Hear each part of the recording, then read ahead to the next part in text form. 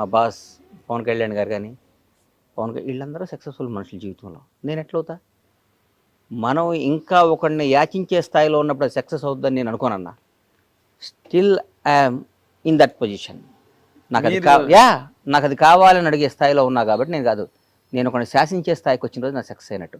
ఆ శాసించే స్థాయి నాకు వస్తుంది, నేను శాసిస్తాను. ఏ రంగంలో అంటారు? అన్ని నేను అనుకున్న రంగంలో నాకు ఇష్టం. సినిమా ఇండస్ట్రీలో మీరు ఆల్రెడీ ఒక స్లాట్ లేదు పవన్ కళ్యాణ్ కదా సినిమా తీస్తే ఏందంటున్నా? అది ఎంతమంది కలవ కదా సినిమా ఇండస్ట్రీ అన్న. ఒకటి గుర్తుపెట్టుకో, పవన్ కళ్యాణ్ అనే ఆయన బండ్ల గణేష్ అనేవాడికి 1,000,000 మంది ఉంటే ఒకరిని సెలెక్ట్ చేసి నాకు అవకాశం ఇచ్చాడు, అయిపోయింది. సినిమా తీయగాలని నేను గొప్ప కాదు, ఆయన నాకు అవకాశం ఇచ్చాడు, అది నా గొప్పతనం, నా అదృష్టం. ఆయన గొప్పతనం నా అదృష్టం. అంతేగాని సినిమా నేను తీసేదండి పవన్ కళ్యాణ్ కదా సినిమా. ఆయన నాకు ఇచ్చిన అవకాశం నేను వాడుకున్నాను. కానీ ఈ రోజుకి కూడా నేను అప్ టు మార్క్ వెళ్ళలేదని నా ఫీలింగ్. నేను కసితో పనిచేయాలి, ఇంకా కష్టపడాలి, పిల్లల్ని బ్రహ్మాండంగా చేయాలి. ఈరోజు ఇండస్ట్రీలో చాలామందిని చూశాను. చాలామంది పిల్లలు సెకండ్ జనరేషన్లో ఎక్కడున్నారు? పెద్ద పెద్ద పిల్లలు సక్సెస్ అవ్వకపోతే మన లైఫ్ ఏంటన్నా? పిల్లలు సక్సెస్ అవ్వకపోతే మన లైఫ్ ఏంటి? కరెక్ట్. ఇప్పుడు పిల్లలు సక్సెస్ అవ్వని వాళ్ళ గురించి మీరు మాట్లాడుతున్నారు. సక్సెస్ అయిన వాళ్ళు ఒక రామ్ చరణ్ గారు, ఒక జూనియర్ ఎన్టీఆర్ గారు, ఒక మహేష్ బాబు, అదృష్టం. అదృష్టమా? 100%. కేవలం అదృష్టమేనా? వాళ్ళ అదృష్టం, వాళ్ళ కసి. రామ్ చరణ్తో వర్క్ చేసే కదన్నా. అవును. చరణ్ అనేవాడు బ్లూ బ్లడ్ అన్న మనిషి, వ్యక్తిత్వం గల్లాడు. అవునా? చిరంజీవి గారి మంచితనానికి దేవుడు కరెక్ట్ కొడుకుని ఇచ్చాడని ఫీల్ అవుతుంటప్పుడు నేను నిజంగా. కరెక్ట్. ఆయన మంచితనానికి మంచి కొడుకుని ఇచ్చాడు దేవుడు అనుకుంటా. డిగ్నిటీ, రాయల్టీకి అది మంచితనం. ఈ ఇండస్ట్రీలో కూడా మనం ఊరికే బేసిక్గా జనాన్ని ఊరికి పొగటం అనవసరం, ఎక్కువ పొగడకూడదు. వాళ్ళకి టాలెంట్ ఉంది, వాళ్ళకి దమ్ము ఉంది, వాళ్ళకి అన్నీ ఉన్నాయి, కలిసి వచ్చినాయి అనుకోవాలి. కానీ ఊరికి అబ్బబ్బబ్బో నువ్వు ఇంద్రుడివి, నువ్వు చంద్రుడివి, నువ్వు మామూలుడివి కాదు, నీలాంటి పుట్టక ఇంకోటి పుట్టడు, నీలాంటి పుట్టక ఇంకొకటి పుట్టడు, నువ్వు పుట్టినప్పుడు నువ్వు నీ జన్మ ధన్యమైపోయింది, ఇవన్నీ మాటలు ట్రాష్ అని నేను ఫీల్ అవుతున్నా. అనవసరం. మనతో వాళ్ళకి అవసరం కల్పించుకునే విధంగా మనం పెరగాలి. ఈ బండ్ల గణేష్ ఉంటేనే ఈ ప్రాజెక్టు న్యాయం చేస్తాడురా అన్న స్థాయిలో మనం ఉండాలి. ఈ పని చేయాలంటే బండ్ల గణేష్ ఉంటేనే బాగుంటుందిరా అనే ఆలోచన వాళ్ళకి కలిగే విధంగా మనం పెరిగితేనే మన సక్సెస్. కానీ సార్ మీరు ఎంత పొడుగు సార్, మీరు నడిస్తే అద్భుతం సార్ అంటే చాలామంది ఉన్నారు. చాలామంది హీరోల దగ్గర చిన్న చిన్న వేషాలు వేసి పొగిడే వాళ్ళు చాలామంది ఉన్నారు. వాళ్ళ జీవితం నా జీవితం ఒకటి పొగడతకి ఉండకూడదని నా నమ్మకం. నేను పొగిడించుకునే స్థాయిలోకి రావాలని నా ఆశ. వస్తా అన్న కాదు అంటే ఇంకా మీరు పొగిడించుకునే స్థాయిలోకి రాలేదు. ఎక్కడ వచ్చానన్నా? నిజంగా మాట్లాడతాం. ఇదేం అచీవ్మెంట్? ఇది అచీవ్మెంటా? మీతో పాటు అవన్నీ అనవసరం. నా చిరంజీవి గారితో పాటు ఇండస్ట్రీకి వచ్చిన వాళ్ళు, పవన్ కళ్యాణ్ గారితో పాటు హీరోలుగా వచ్చిన వాళ్ళు, రేవంత్ రెడ్డి గారితో పాటు రాజకీయాల్లోకి వచ్చిన వాళ్ళు, చంద్రబాబు నాయుడు సమకాలికులు. చంద్రబాబు నాయుడు గారితో చాలా మంది సమకాలికులు ఉన్నారు, రిటైర్డ్ అయిపోయారు, చనిపోయారు. ఆయన ఫస్ట్ టైం ముఖ్యమంత్రిగా ప్రమాణ స్వీకారం చేసినప్పుడు ఆయన మంత్రివర్గం ఫోటోలు చూడండి ఎంతమంది ఉన్నారు. ఇప్పుడు సెకండ్ టైం చేసినప్పుడు ఎంతమంది ఉన్నారు, థర్డ్ టైం చేసినప్పుడు ఇప్పుడు ఎంతమంది ఉన్నారు. Still today is young man, is fighter. Pawan Kalyan గారు ఆయనతో పాటు హీరోలుగా జనరేషన్ ఆ టైంలో 25 ఏళ్ళు అక్కడమ్మ ఇక్కడ అబ్బాయి. ఇప్పుడు నేనేగా ప్రత్యక్ష సాక్షిని. సుస్వాగతం దగ్గర నుంచి ఆయనతో పాటు ప్రయాణించినాను కదా. ఆయనతో పాటు ఎంతమంది వచ్చారు, ఎంతమంది ఉన్నారు? ఎవరయ్యారు? పవన్ కళ్యాణ్ పడయ్యాడు. చిరంజీవి గారు తమ్ముడు అయ్యాడంటే ఎట్లా?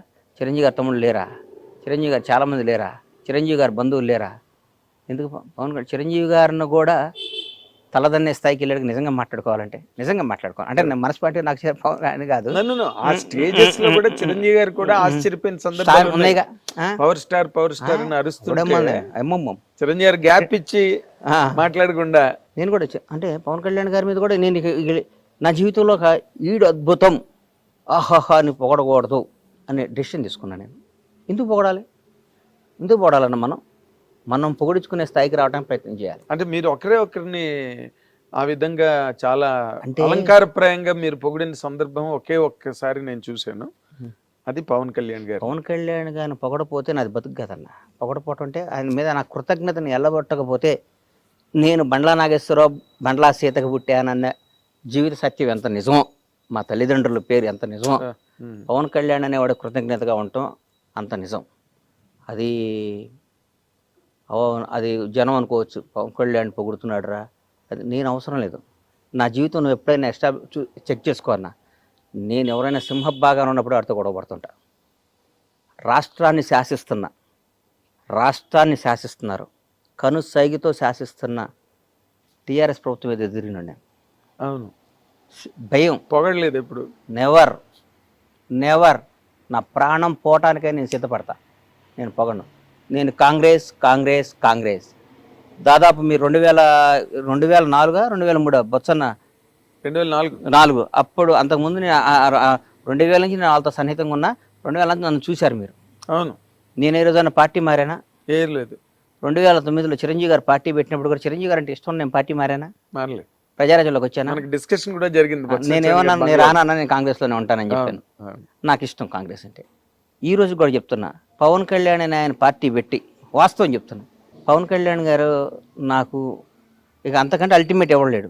ఆయన జనసేన పార్టీ పెట్టినప్పుడు నాకేమాత్రం మనస్సాక్షికి నేను క్వశ్చన్ చేసుకుంటే, నేను ఎవరి దగ్గర పనిచేయాలన్నా, ఎవరితో తిరగాలి? నిజం చెప్పు. పవన్ కళ్యాణ్ గారితో కదా, అన్డౌటెడ్ కదా, దాంట్లో డౌట్ ఇంకేమైనా ఉందా? డౌట్ తేడా ఉందా? ఏం లేదు. నేను ఎందుకు వెళ్ళలేదంటే, నా మనస్సాక్షిని, నా ఇష్టాన్ని, నా ప్రేమని, కాంగ్రెస్ పార్టీ మీద నా అభిమానం డామినేట్ చేసి, ఆయన బాగుండాలి, ఆయన అక్కడ కింగ్ అవ్వాలి, కానీ నేను కాంగ్రెస్ పార్టీలో ఉండాలి. దానికి తెలుసు. దానివల్ల నేను అక్కడ పోతే నన్ను అందల మీద పెట్టేవాడు ఆయన.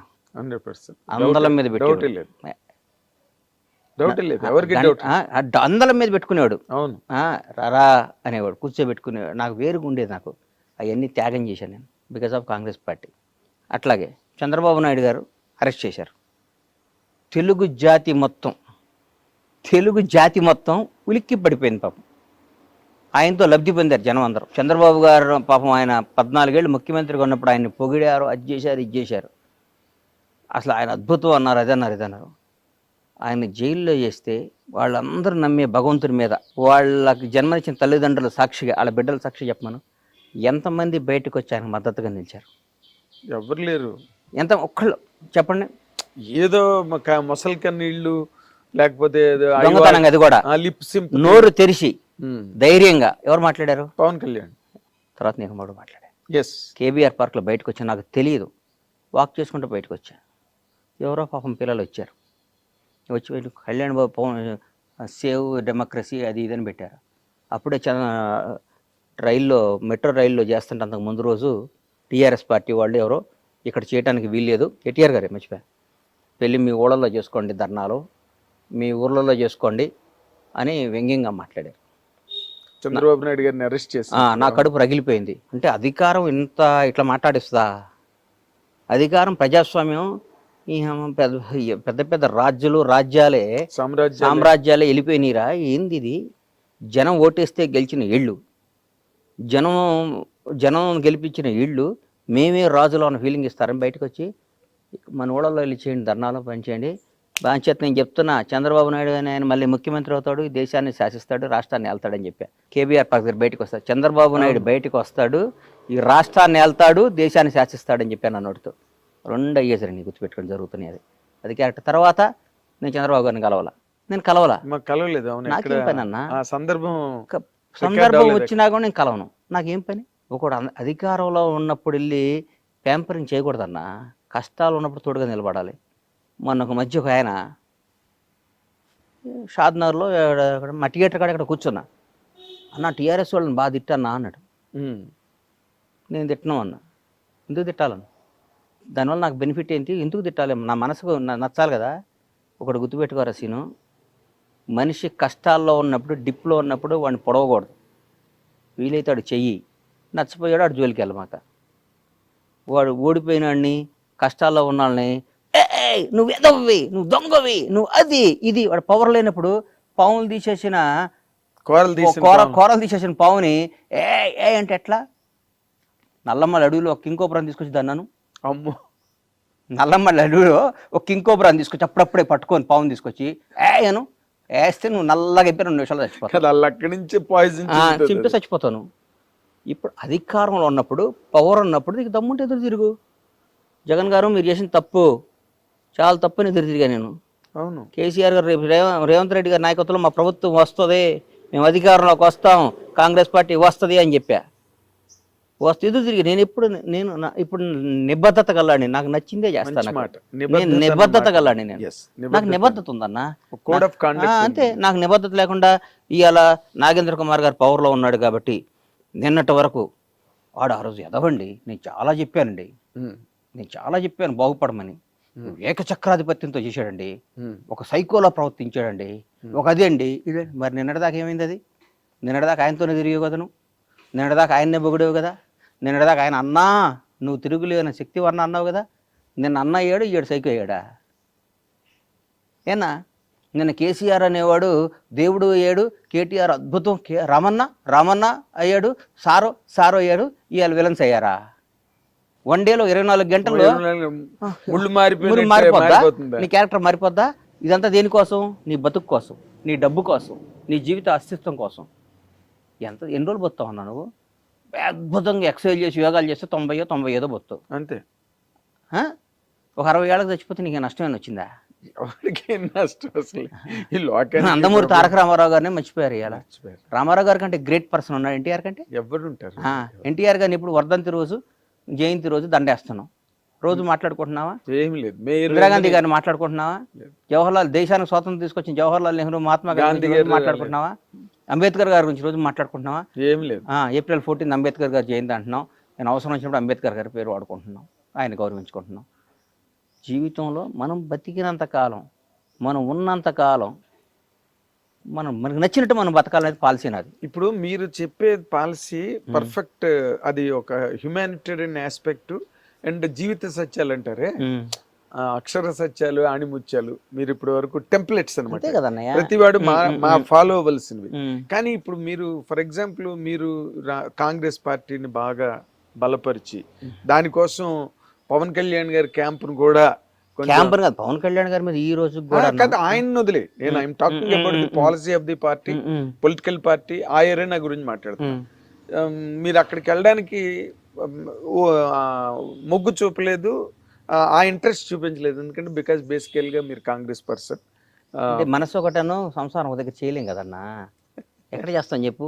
నువ్వు ఎవరినో ఇష్టపడ్డావు, వేరే వాళ్ళతో సంసారం చేయమంటే ఎక్కడ చేసాను చెప్పు? చేయలేం కదా. దానేమో బతకటం కంటే సావటం ఇష్టపడాలి.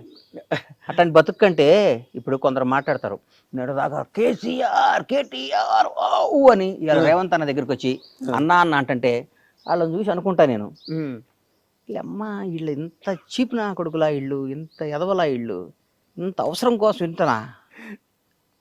ఇంతనా? రేపొద్దున ఏదో ఒక రోజు పవర్ పోయిద్ది. 10 ఏళ్లకో 11 ఏళ్లకో ఏదో రోజు దిగిపోవడం ఖాయమే కదా. జ్యోతి బస్సే దిగిపోయాడు. ఎవడో వెస్ట్ బెంగాల్ జ్యోతి బస్. అట్లా ఆ రోజు ఇలా ఒరిజినాలిటీ బయటకు వస్తుంది. మేము చెప్పామండి, ఆ రోజు విన్నాడా అండి అంటారు నా కొడుకులు. మేము మాత్రం ఎప్పుడు కాంగ్రెస్ పార్టీని, రేవంత్ రెడ్డి గారిని ఇష్టపడతాను. నేను ఒక్క మాట అడుగుతాను, 100 అడుగన్నా. ఇప్పుడు మీరు మాట్లాడేటప్పుడు అసలు మిమ్మల్ని ఎవరు కాంట్రడిక్ట్ చేయలేని రేంజ్ లో మాట్లాడతారు, దానికి సహేతుకమైన విశ్లేషణ కూడా ఇస్తారు. మీరు పర్సనల్ గా బిట్వీన్ ది 4 వాల్స్ ఉన్నప్పుడు కూడా మీరు వాళ్ళతో అలాగే ఉంటారండి? అంతకంటే ఎక్కువ ఉంటా, అంతే, ఇంతకంటే ఎక్కువ ఉంటా, బై గాడ్. అవునా? నేను ఈ మధ్య బాగోదు, నాకు ఇష్టమైన ఒక మంత్రి దగ్గర కూర్చోనంటే, మీరు ఇట్లా చేస్తే మళ్ళీ ఇంకోసారి మనం అధికారంలోకి రామన్నా, మనం అధికారంలోకి రాం, మీరు అట్లా చేయమాకండి. ఇది కాంగ్రెస్ పార్టీలో కొన్ని కోట్ల మంది కార్యకర్తల ఆశ కాంగ్రెస్ పార్టీ అధికారంలోకి రావాలని. కసి 10 ఏళ్ళు ఇబ్బంది పడ్డారు, అందరూ వచ్చారు.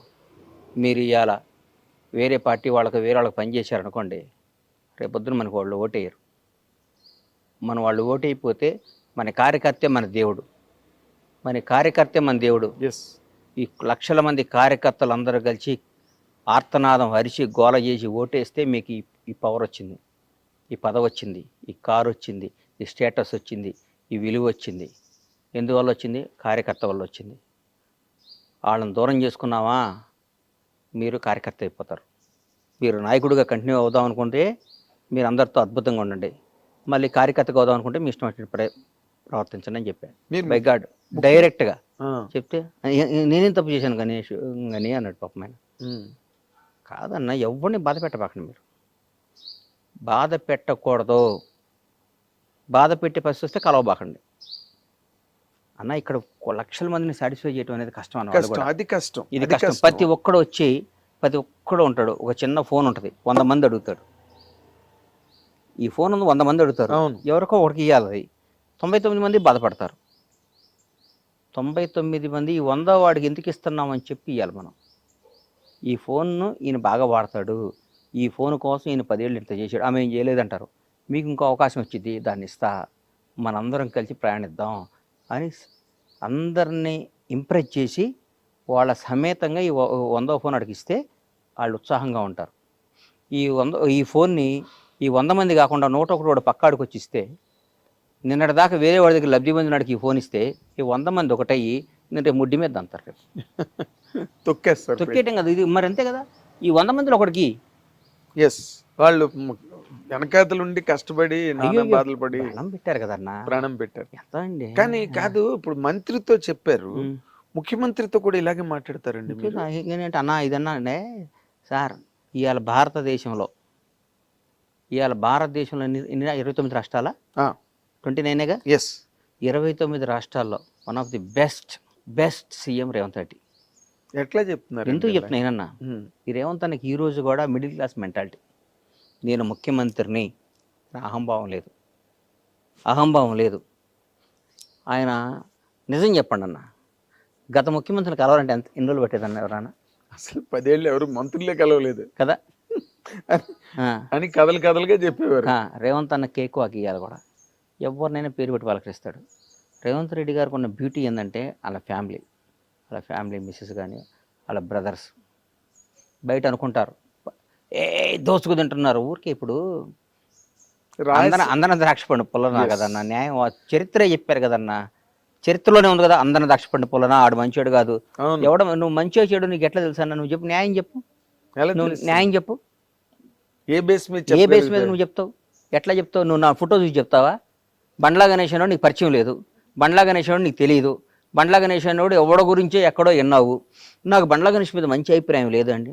వాడికో, వాడి తాతకో, వాడి జేజమ్మకో, వాడి అమ్మకో, వాడి అక్కకో, వాడి భార్య పిల్లకో ఒక 10 పైసలు అన్యాయం చేసినట్టు కానీ, 10 పైసలు వాడికి నష్టం చేసినట్టు కానీ, ఒక చిన్న వాడి దగ్గర ఒక మంచినీళ్ళు తాగినట్టు కానీ నిరూపించు, వాడితో మాట్లాడినట్టు కానీ. నేను చెప్తున్నా ఉదాహరణ, మన ఊరికి తెలియకుండా పేపర్లో చూసి అభిప్రాయం చెప్పడం ఈజీ అన్న. పెట్టుబడి ఉంది. ఆయన నాగేంద్ర కుమార్ ఆడు పెద్ద ఎదవండి అంటారు. నీ గురించి నాకు తెలుసు. What are you? I know last 30 years. మాట్లాడటం ఏముందన్న? పెట్టుబడి దానికి డబ్బు పెట్టి కొనాలి కార్డు. నువ్వు పెద్ద బూత్ తిట్టాలంటే 1000 రూపాయలు పెట్టి కొనాలి. ఇంకా భయంకరమైన బూత్ తిట్టాలంటే 1,00,000 రూపాయలు పెట్టి టోకెన్ కొనాలి అని రూల్ పెట్టమను. ఎప్పుడు ఎవరిని తిట్టడు, ఒక టోకెన్ పెట్టమనన్నా. నీకు అర్థం కాలేదా? వాడికి అతి భయంకరమైన తల్లిదండ్రులు తిట్టాలంటే 1,00,000 రూపాయలు పెట్టి టోకెన్ కొనాలి, రీఛార్జ్ చేయాలి. ఫోన్ చేస్తే ఆ బూత్ వల్ల ఛార్జ్ దిగిపోద్ది, కరెంట్ మీటర్కి ఛార్జ్ చేసినట్టు చెగిపోద్ది. మనం తిట్టే బూతుల వల్ల మన బ్యాంక్ బ్యాలెన్స్ తగ్గిద్దని రూల్ పెట్టమని, కట్ అయిపోద్దని బట్టి. ఎవడన్నా తిడతాడా సార్? ఎవడన్నా పొగిడితేనే బ్యాంక్ బ్యాలెన్స్ పెరుగుతుంది, ఎవడన్నా తిట్టినా బ్యాంక్ బ్యాలెన్స్ తగ్గిపోద్ది అంటే ప్రతి ఒక్కడు. నాగేంద్ర కుమార్ గారు సాక్షాత్తు శ్రీరామచంద్రుడు వంశంలో పుట్టారండి. ఆయన నడక రాముడి కన్నా సీతాదేవిని డౌట్లో పడి మళ్ళా అరణ్యవాసం పంపించాడు సీతాదేవిని శంకించి. నాగేంద్ర కుమార్ అంతకంటే గొప్పవాడండి అంటారు. బ్యాంక్ బ్యాలెన్స్ పెరగటం పెరుగుతుంటుంది. ఇక్కడ ప్రపంచాన్ని శాసిస్తుంది డబ్బు అన్న. నాగేంద్ర గుర్తుపెట్టుకో, ఇవన్నీ ఊరికే టైం పాస్. నా కొడుకులు అందరూ పెట్టుబడి లేదు కాబట్టి. ఇందాక మాట మాత్రం సూపర్. నువ్వు చిన్న బూత్ తిట్టాలంటే 10,000, పెద్ద బూత్ తిట్టాలంటే 1,00,000 రూపాయలు, అందరినీ కలిపి తిట్టాలంటే 10 లక్షలు ఛార్జ్ అని పెడితే అసలు ఈ బూతులే మర్చిపోతారు. బూతులు మర్చిపోవడం కాదు అసలు, అంతా మనది ఒక అద్భుతమైన దేశం. స్వామి బాగున్నారా, మీరు ఎంత మంచివాళ్ళు అండి అని వెళ్ళి పక్కన చెక్ చేసుకుంటాడు, ఏం బ్యాలెన్స్ పెరిగిందా అని. అటు ఇన్నర్ వాయిస్ బయటకి ఎందుకు వస్తాడు? నా కొడుకులు వీళ్ళకి ఏందన్న జీవితం ఏం తెలుసు అన్న. ఒక విమర్శించడం ఈజీ, చాలా ఈజీ. వాడు ఏందండి, వాడు అచీవర్ అండి. కాదండి ఇప్పుడు మీరు కాబట్టి అడగడం. అనయ్య ఇప్పుడు చాలా ఈ లౌక్యాలు ఇవన్నీ చాలా అందరిలోని ఉన్నాయి. అందరూ ఆ అందరిలో ఉన్నాయి కాదు, ప్రతి ఒక్కళ్ళు ఉందే ఫస్ట్ లౌక్యం. లౌక్యం లౌక్యం నా మాటిను, ఆ లౌక్యం లేనాడే బండ్ల గణేష్. అదే అంటున్నా. నేను అన్నయ్య ఒకటి గుర్తుపెట్టుకోనయ్యా, నా మనసుకి ఏది నచ్చితే అది మాట్లాడతా. అవును, నా మనసుకి ఏది ఇష్టమైతే అది మాట్లాడతా. అవును, అవసరమైతే వీడు నా అనుకున్నాడు కూడా ఎదురు తిరుగుతా. గుర్తుపెట్టుకో, భవిష్యత్తులో అవి కూడా చూస్తాను. వీడు నా ప్రాణం అనుకున్నాడు కూడా గొడ్డలు ఇప్పేస్తా నాకు నచ్చకపోతే. నా ప్రాణం అనుకున్నాడు కూడా గొడ్డలు ఇప్పేస్తా నాకు నచ్చకపోతే. నా క్యారెక్టర్ అది. అంతేగాని మనసులో ఒకటి పెట్టుకొని కడుపులో ఒకటి పెట్టుకొని నా ప్రాణం పోయినా చేయను, నా ప్రాణం పోయినా చేయను. నేను ఎట్లయినా బతుకుతా, ఏ స్థాయిలో బతుకున్నది ఎట్లయినా బతుకుతా. నాకు ఆ నమ్మకం ఉంది. ఎవరిని యాచించకుండా నేను బతికినంతకాలం బతికే శక్తి భగవంతుడు నాకు ఇచ్చాడు. ఆత్మను చంపుకోను, మనసును చంపుకోను, మెహర్బానీ కోసమో, ఒకరిని పొగడటం కోసమో, ఒకరిని అన్నా నువ్వు సూపర్ అంటం కోసం నేను బతకను. నా కోసం, నా కుటుంబం కోసం, నాకు నచ్చిన విధంగా. లౌకిక ప్రపంచంలో ఈ వ్యవహారాలు మీరు ఎలా నడుపుతారండి? వ్యాపారాలు చేస్తున్నారు, సినిమాలు తీయబోతున్నారు, ఎలా కాదు అంటే డైరెక్ట్ గా వెళ్ళి ఇష్టం చేసి మాట్లాడేస్తే. తప్పు చేస్తే కూడా నేను పొగడమంటావా ఏంటి? నువ్వు తప్పు చేసావన్నా, నువ్వు నచ్చలేదు, నేను నిన్ను విపరీతంగా ప్రేమించానన్నా, 4-5 సార్లు ప్రేమిస్తా అన్నావు అనుకో, 5వ సారి తీసి నోట్లో పెడతా నీకు. నీకు అర్థం కదా? నేను నా ఇచ్చిన ప్రేమ నువ్వు తీసుకోవాలి. తీసుకోకపోతే నేను దూరం, తీసుకోకపోతే వదిలే, నీ దగ్గర రాను, నీ దగ్గర నేను రానన్నా, రావడానికి ఇష్టపడను. కానీ నువ్వు నన్ను గెలకాలని ప్రయత్నించో, నన్ను ఎక్కడన్నా మాట్లాడేవు అనుకో, నేను బతకనిస్తానా అన్న? నువ్వు ఎవడవైనా కానీ నిన్ను బతకనిస్తానా? అసలు ప్రశ్న లేదు. నిన్ను బతకని సంఘటనలు కూడా నాకు తెలుసు కాబట్టి బతకని నేను అయ్యో నేను ఇష్టపడి గౌరవంతో ప్రేమతో ఉంటా, అంతేగాని భయపడి మాత్రం నా ప్రాణం పోయినా ఉండను ఎవడైనా కానీ. అది నేను అంటుంది సార్. ఇప్పుడు నేను ఎందుకు మాట్లాడుతున్నానంటే, మీరు ఈ మధ్య రోజుల్లో కొంచెం లౌక్యం ప్రదర్శిస్తున్నారేమో అని అనిపించిన సందర్భాలు నాకు 1-2 ఉన్నాయి. అదేంటంటే, హైడ్రా అనేది సినిమా ఇండస్ట్రీలో ఫస్ట్ నాగార్జున గారిది అన్కన్వెన్షన్ కూల్చినప్పుడు కూడా మీరు ఏమి పెద్ద మాట్లాడినట్టుగా దాఖలాలు లేవు అన్న. ఒకటి గుర్తుపెట్టుకున్నా, బేసిక్గా చెప్తున్నా, నేను కాంగ్రెస్ కార్యకర్తని. నేను ఈ 1 year ముందు కూడా గత 10 ఏళ్ళు ప్రతిపక్షంలో ఉన్నా. మా నాయకుడికి పట్టాలు ఇచ్చాం.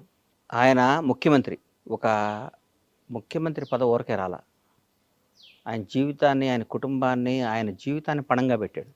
ప్రాణాలని పణంగా పెట్టాడు. 100% రేవంత్ రెడ్డి అని ఆయన ప్రాణంగా పణం పెట్టాడు. పొరపాటున చాలా మనసాక్షి ఒక మాట చెప్పాలి నీకు, పొరపాటున మేము రాలేదనుకో, ఫస్ట్ విక్టిమ్ రేవంత్ రెడ్డి గారే. 100%. ఆయన బ్రదర్స్ ఫ్యామిలీ రేవంత్ రెడ్డి గారి తర్వాత వాళ్ళ బ్రదర్ కొండలరెడ్డి వాళ్ళందరూ చెప్తున్నాం, వాళ్ళు ఒక నిబద్ధత గల మనుషులు. నేను ఒక్కోసారి వాళ్ళ బ్రదర్ని అడిగా, కొండలన్న నువ్వు మంచి పదవి తీసుకోవాలి అన్న. నాకు వాళ్ళ కుటుంబంతో నా సన్నిహితం, నాకు అట్లా చనువు సన్నిహితం బాగా దగ్గర. నాకు అన్న, నేను బతికేది నా అన్న కోసం, నా భార్య నా కొడుకు కంటే నాకు నా అన్న ముఖ్యం, నా అన్న జీవితం ముఖ్యం. నా అన్నను ముఖ్యమంత్రిగా చూడటం నా జీవితంలో నాకు పెద్ద పదవి, నాకు ఏ పదవి వద్దు, నాకు ఏ రూపాయి వద్దు అన్నాడు. Very good. ఎందుకంటే ఆ స్టేజ్కి వెళ్ళిన తర్వాత ఏదో ఒకటి పెద్ద స్థాయి లాక్కుందాం. నేను ఎంతమందిని చూశానన్న ముఖ్యమంత్రుల్ని. నేను హైదరాబాద్కు వచ్చిన కొత్తలో రామారావు గారు అత్యంతంగా ఎలక్షన్కి వెళ్ళిపోయి ఓడిపోయారు. తర్వాత చెన్నారెడ్డి గారు, తర్వాత నిజర్మల్ జనార్దన్ రెడ్డి గారు, కోట్ల విజయభాస్కర్ రెడ్డి, అంటే నీ పక్కన యూసఫ్ కూడా ఈ సీనియర్ కానీ అందరి దగ్గర నుంచి చూసినండి కదా విజయభాస్కర్ రెడ్డి గారు.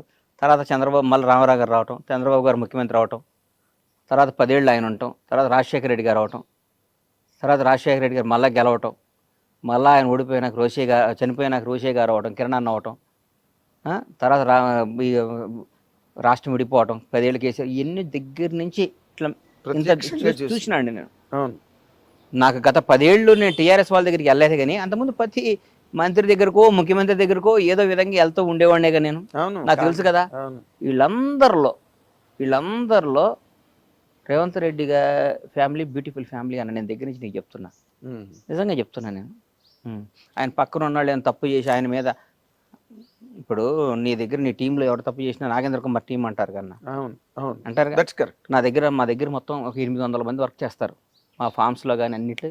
800 మంది వర్క్ చేస్తారు. 800 నుంచి 1000 మంది ఉంటారు. వాళ్ళలో ఎవరు తప్పు చేసిన